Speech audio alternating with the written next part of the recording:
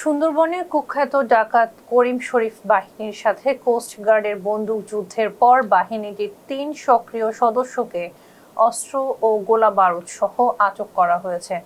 শুক্রবার বাংলাদেশ কোস্ট গার্ডের মিডিয়া কর্মকর্তা লেফটেন্যান্ট কমান্ডার সাব্বির আলম সুজন এক প্রেস বিজ্ঞপ্তিতে এই তথ্য জানান।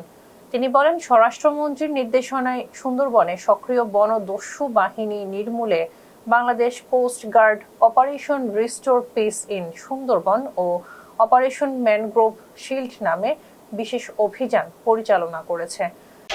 মাননীয় স্বরাষ্ট্রমন্ত্রীর প্রত্যক্ষ নির্দেশনায় সুন্দরবন অঞ্চলের সক্রিয় সকল বনদস্যু বাহিনী নির্মূলের লক্ষ্যে বাংলাদেশ কোস্ট গার্ডের নেতৃত্বে operation restore peace in Sundarban এবং অপারেশন ম্যানগ্রোভ শিল্ড নামে দুটি বিশেষ অভিযান পরিচালিত হচ্ছে। এই অভিযানের ধারাবাহিক সফলতা হিসেবে পঞ্চমবারের মতো অপারেশন ম্যানগ্রোভ শিল্ডের আওতায় অভিযান পরিচালনা করে কুখ্যাত ডাকাত করিম শরীফ বাহিনীর ৩ জন সক্রিয় সদস্যকে অস্ত্র ও গোলাবারুদ সহ আটক করা হয়।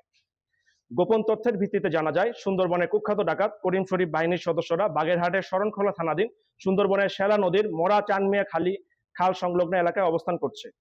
প্রাপ্ত তথ্যের ভিত্তিতে গত 13ই মে 2026 বুধবার বিকাল 5টা থেকে 2 দিন ব্যাপী কোস্টগার্ড বেস মংলা এবং স্টেশন কোকিলমণি কর্তৃক উক্ত এলাকায় বিশেষ অভিযান পরিচালনা করা হয়। এরই ধারাবাহিকতায় পঞ্চম দফার অভিযানে করিম শরীফ বাহিনীর 3 সদস্যকে আটক করা হয়। অভিযান চলাকালে কোস্ট গার্ডের উপস্থিতি টের পেয়ে ডাকাতরা গুলি বর্ষণ শুরু করলে আত্মরক্ষার্থে কোস্ট গার্ডও পাল্টা গুলি চালায়। এক পর্যায়ে কোস্ট গার্ডের প্রতিরোধের মুখে ডাকাতরা পালানোর চেষ্টা করলে ধাওয়া দিয়ে 3 জনকে আটক করা হয়। অভিযান চলাকালীন কোস্ট গার্ডের উপস্থিতি টের পেয়ে উক্ত ডাকাত দল গুলিবর্ষণ শুরু করে। আত্মরক্ষার্থে কোস্ট গার্ডও পাল্টা গুলিবর্ষণ শুরু করে। কোস্ট গার্ডের তীব্র প্রতিরোধের মুখে ডাকাত দল পালানোর চেষ্টা করলে অভিযানকারী দল ধাওয়া করে করিম শরীফ বাহিনীর 3 জন সক্রিয় ডাকাত সদস্যকে আটক করতে সক্ষম হয়। জীবন অবাক না করলে কে করবে? 28% মিল্ক ফ্যাটের অবাক করার সাথে ফ্রেশ মিল্ক পাউডার। জীবন অবাক করুক প্রতিদিন।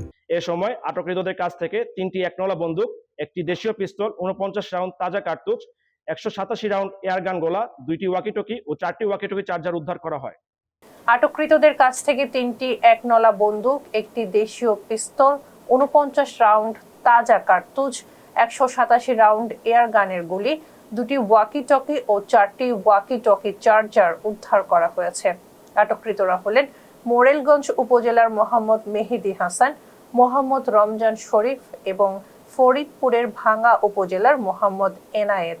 প্রাথমিক জিজ্ঞাসাবাদে তারা দীর্ঘদিন ধরে সুন্দরবনের ডাকাতি, জেলে ও বাওয়ালিদের জিম্মি করে মুক্তিপণ আদায়ের সাথে জড়িত থাকার কথা স্বীকার করেছে।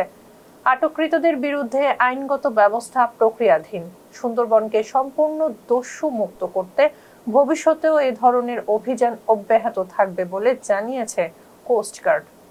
ছিলাম ইরিন আহমেদ। ফেস দ্য পিপলের সঙ্গে থাকার জন্য ধন্যবাদ।